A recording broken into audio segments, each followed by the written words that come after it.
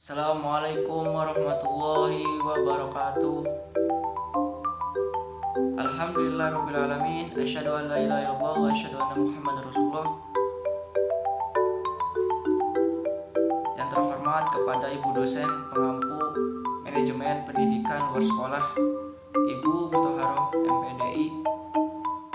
Dan yang saya hormati pula kepada teman-teman PIA seperjuangan. Semoga teman-teman selalu dalam lindungan Allah dan selalu diberikan kemudahan dalam proses pembelajaran kuliahnya. Perkenalkan, nama saya Fahri Jali. Saya selaku moderator di sini. Saya dari kelompok 9 MPLS dan beranggotakan kepada Ika Susilawati dan Kunainah yang akan membawakan judul Manajemen Pendidikan Keaksaraan. Untuk itu, saksikan ya di video, simak baik-baik. Oke, di sini saya akan membahas poin A, yaitu manajemen pendidikan keaksaraan.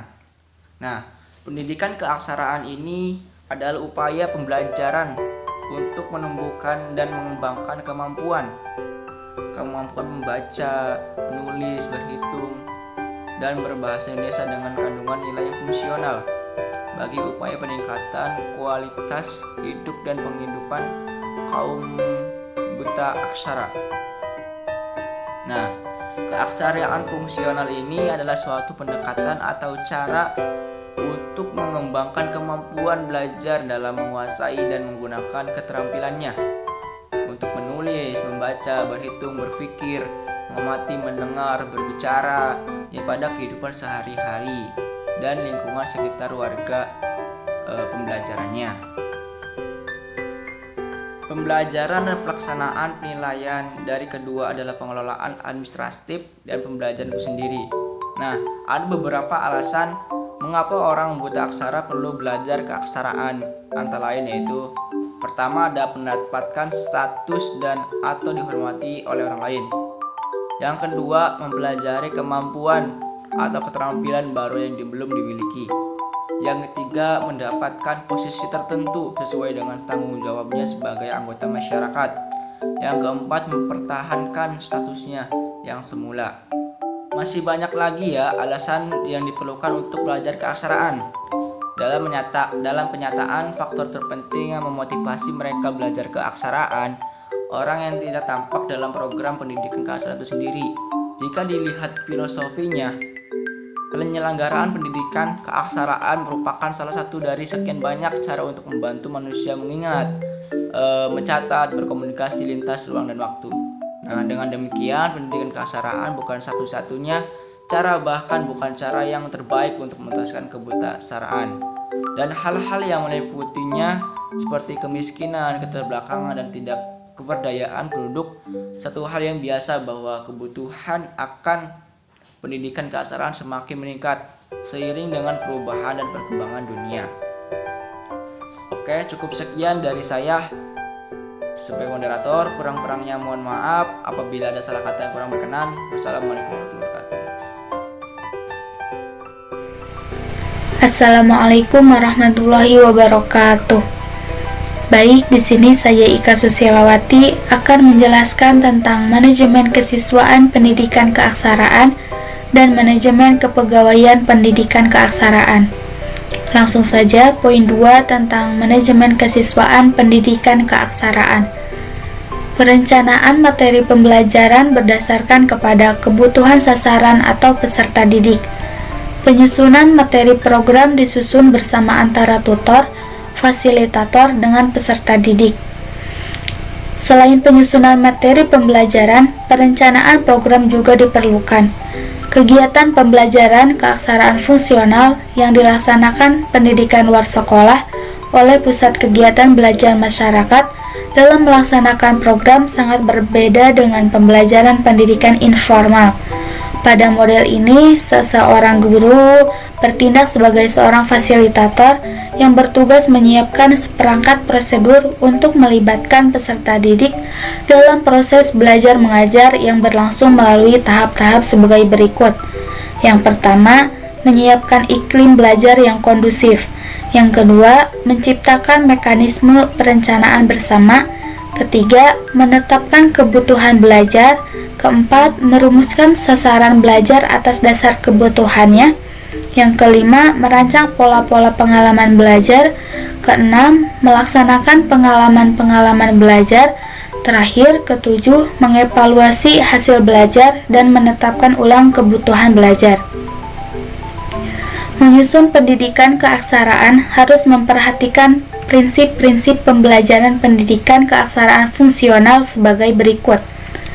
Yang pertama, konteks lokal, yaitu dengan mempertimbangkan minat dan kebutuhan peserta didik, agama, budaya, bahasa, dan potensi lingkungan. Kedua, desain lokal, yaitu proses pembelajaran yang merupakan respon atau tanggapan minat dan kebutuhan peserta didik yang dirancang sesuai dengan situasi dan kondisi masing-masing kelompok.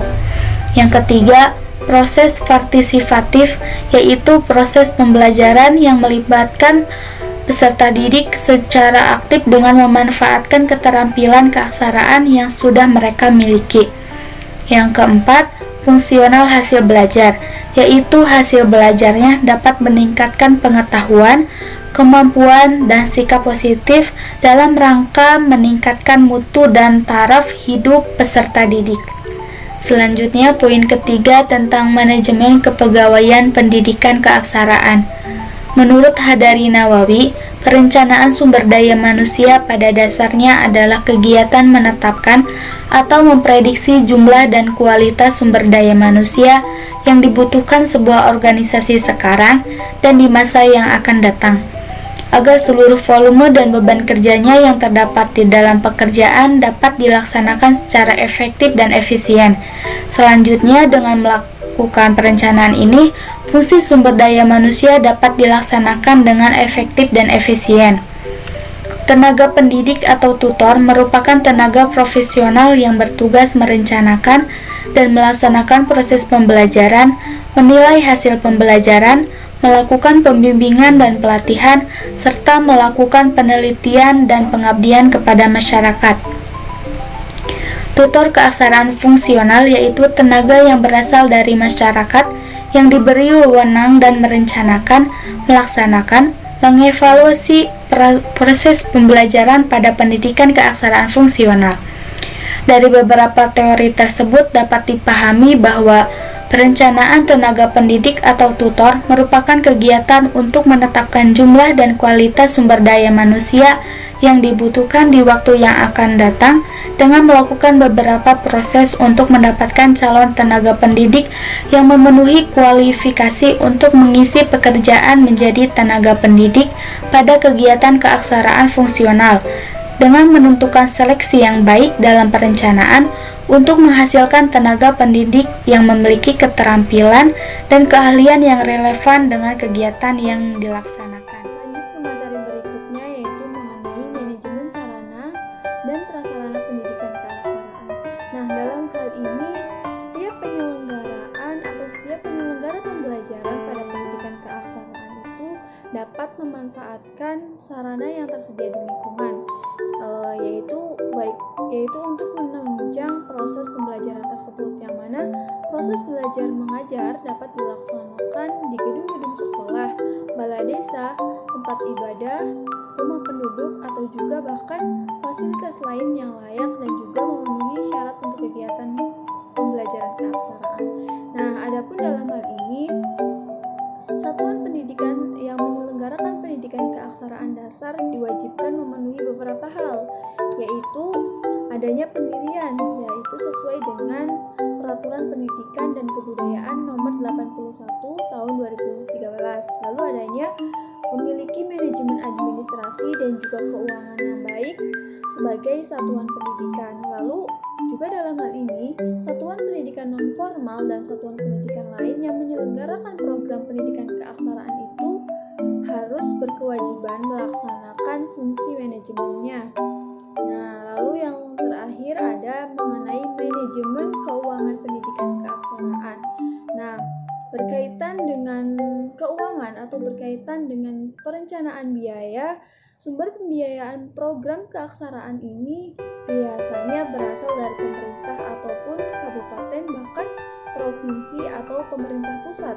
Nah, adapun dalam hal ini menurut Muhammad Alifuddin mengatakan bahwasannya dalam bidang pendanaan suatu pendidikan non formal itu biasanya diwajibkan memiliki pedoman pengelolaan pendanaan yang mengatur pertama dalam mengenai sumber pemasukan, pengeluaran, jumlah dana yang dikelola, lalu ada penyusunan dan pencairan anggaran, lalu yang ketiga ada kewenangan dan juga tanggung jawab pengelolaan dana, tanggung jawab pengelolaan satuan pendidikan non formal dalam membelanjakan anggaran pendidikan sesuai dengan apa yang diperuntukkan. Lalu yang keempat ada pembukuan semua penerimaan atau pengeluaran, lalu ada pedoman pengelolaan keuangan dan pembiayaan yang ditetapkan oleh penyelenggara satuan pendidikan non formal dengan memperhatikan usulan dari pengelola. Lalu yang terakhir adalah pedoman pengelolaan keuangan dan pembiayaan satuan pendidikan non formal yang disosialisasikan kepada pihak-pihak yang berkepentingan untuk menjamin tercapainya pengelolaan dana yang secara transparan dan juga akuntabel. Nah, mungkin itu penjelasan dari saya. Kurang lebihnya mohon maaf. Adapun saya akhiri diskusi dari kelompok kami. Kurang lebihnya mohon maaf. Wassalamualaikum warahmatullahi wabarakatuh.